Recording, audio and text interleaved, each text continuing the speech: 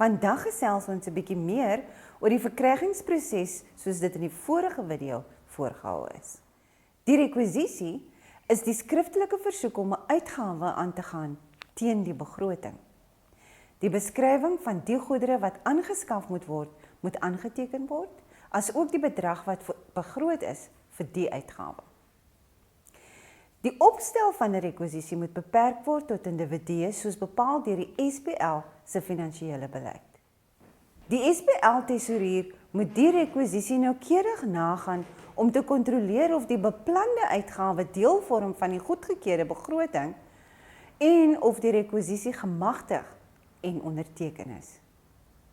Indien die rekwisisie in orde gevind word, word dit voorgelê vir goedkeuring deur die tekengemagtigdes. Die rekwisisie is slegs geldig wanneer alle tekengemagtigdes dit onderteken het.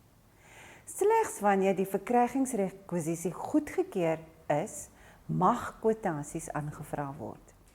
Ten minste 3 kwotasies moet aangevra word vanaf diensverskaffers wat die goedere of dienste volgens die rekwisisie se beskrywing kan lewer.